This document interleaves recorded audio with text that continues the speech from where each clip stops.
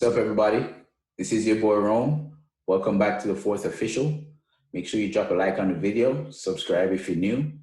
Now, this channel was never meant to be a political channel. I had no desire to make a YouTube channel and talk about politics. My only desire was to come on here and talk about football. However, what we witnessed today with Manchester United and Liverpool, that game being postponed, I would be remiss not to come on here and draw a comparison, something that will put everything in perspective for everyone watching this and beyond. Now, we all know the atrocities of the last 3 weeks in football, in the United Kingdom and to Europe overall. People reacted, I think, brilliantly to the news that 12 greedy owners were going to try and take over the game of football, make it so that no one can get relegated. There's no promotion. You get guaranteed money every year. And maybe, just maybe, if you're lucky, we'll invite you to come and play.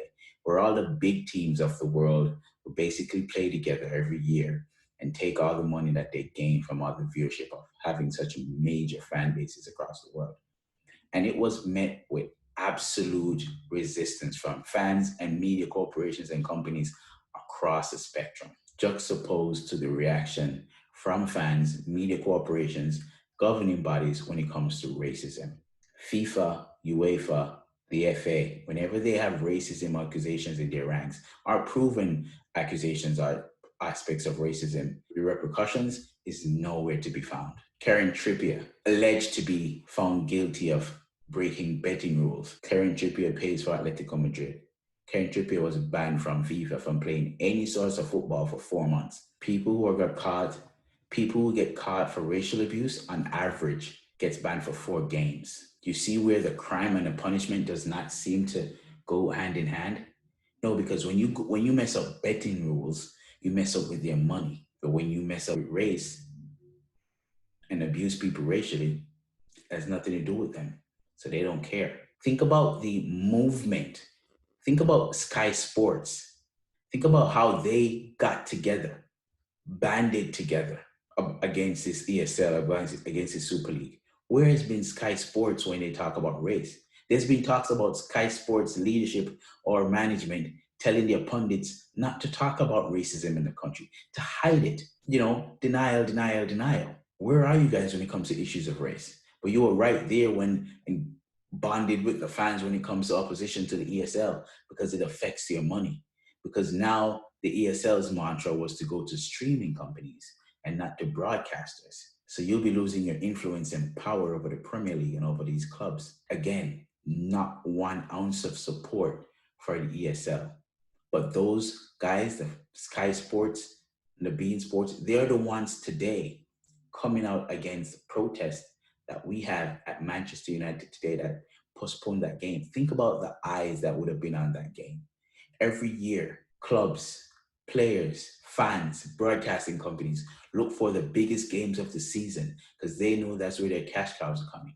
Think about the money Sky Sports would have made today, knowing that the league could have been won if Manchester United lost. Not only is this one of the biggest rivalries in England, today's game would have decided the league, not for Manchester United, obviously, or for Liverpool. But if Manchester United had lost, Man City would have won this league. Think about that. And think about what the fans did today, pulling up at the lorry, pulling up at Old Trafford saying, you play when we tell you to. And so Sky Sports obviously is against us because they're losing money. My only thing that I would say is people in the UK, if you see this, cherish every moment you have protesting. And don't protest because it's convenient to other people who are you're protesting against. Don't let them tell you what you should be doing when you protest. Be peaceful, non-violent, but remember, cherish your opportunity to protest. Because as a Jamaican American living in the United States at this moment, their legislators across the country, Republican legislators, doing everything they can, passing bill after bill to kill and criminalize protest in this country. So cherish this moment that you have, people in the United Kingdom. Go out, make your voices be heard, affect their pockets, affect their minds. Just simply saying Glazers up won't work anymore. Affect their pockets, affect their minds. Today, Adidas lost a shit ton of money not being able to see that matchup between Manchester United and Liverpool. Today, Sky Sports lost a shit ton of money not being able to watch the game and broadcast the game between Manchester United and Liverpool. So much so that within their own little group of talking through why this was going on, they had nothing to say. They had to go to Graham Souness, that piece of shit, talking about Manchester United fans never protest when they were winning. They were protesting since 2006, you piece of fuck. But anyway, I digress. Thank you guys so much. Let's get into the show. Player profile style. As you guys know, this is the Fourth Official, where you come to get that Jamaican American version of football with a heavy bias to Manchester United. Now today we're going to talk about one of the most promising footballers coming out of Manchester United. Now I know this might surprise you, but we're not going to be talking about a midfielder or a striker. We're even talking about a right back. One of the most promising right backs in Manchester United right now. His name is Ethan Laird. Now Ethan Laird is highly regarded in the circles of Manchester. YouTubers like Stretford Paddock speaks about him highly on a regular basis. He came in the under 18s. Brandon Williams was his left back partner, and they were killing it in the under 18s. The only problem with Ethan Laird was that he was constantly injured. He would go in and out of injuries, fighting to stay fit. And without you being fit as a young player, you need to be out there playing, obviously, to show your talent. So you might be asking the question, what's going on? Why are you raving about Ethan Laird? He's a right back.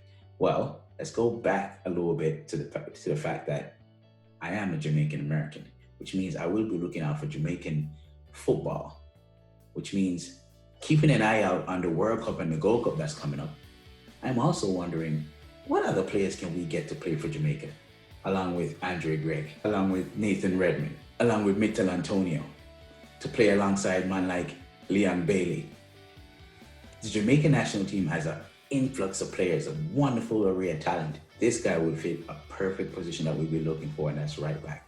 Now granted, he's only 19 years old, almost 20, but I do think Ethan Laird is going to be one of the best right backs to come out of Manchester United. There is a possibility that Ethan Laird could play for the Jamaican national team, which means that there is a possibility that we could have Ethan Laird playing at right back for Jamaica in the Gold Cup and possibly the World Cup. Now, is this possible? I think it is. Why do I think it is? So he has parental heritage in Jamaica, which makes him eligible under FIFA rules to play for the country that his parents hail from. He plays at right back and is now coming through the ranks, hoping to get into the Manchester United first team. Let's look at what Manchester United has at right back right now. Diego Dalot on loan. We have Brandon Williams, who's currently the backup right back to this man right here, Aaron Wan-Bissaka. Let's look a little further. Aaron Wan-Bissaka, the number one right back at Manchester United, cannot make the English national team because he has players like this ahead of him. Man like Trent Alexander-Arnold, man like Reece James. This means that in the English Premier League right now, there is a plethora of right backs and left backs. And as such, even with his ability to use both legs, I do not see Ethan Laird breaking into the Manchester United team right now, let alone making it to the English team right now. Now, this only means one thing. Ethan Laird could get more experience, more international experience by playing for Jamaica. Now, there is precedent for this, of course. Manchester United has one such player who's currently playing in the under-23s, yet he's a full international for his country. And that player is Dylan Levitt. Now, he's been called up by his national team, Wales, and he's been playing for them ever since. So there is a possibility for him to be playing for the under-23s, playing on loan at MK Dons, and still making it for the Jamaican national team. So let's look out for him. Now, just to give you a little insight of what he's been doing, Laird joined MK Dons earlier this season and has not looked back ever since. He has played 23 games and started in 22 of those 23 games. And one of the most impressive things is that one game that he didn't start in, he just joined the team, and he joined the team the day before that game. Now, what can only bode well for him is that he's not been playing right back in the traditional sense. He's been playing right wing back as MK Dons plays with a three-man defense with two wingbacks. And this has helped tremendously in his moving forward. He's always been skillful, dribbling ability is awesome, crossing, cutting back at the edge of the box is great. Playing at right wingback gives him that freedom to move forward and be more creative. And he likes that about playing at right wingback. He likes that about his game. But let's call him up for the Jamaica national team. Let's get him a cap. Let's get him tied to Jamaica so he cannot play for England.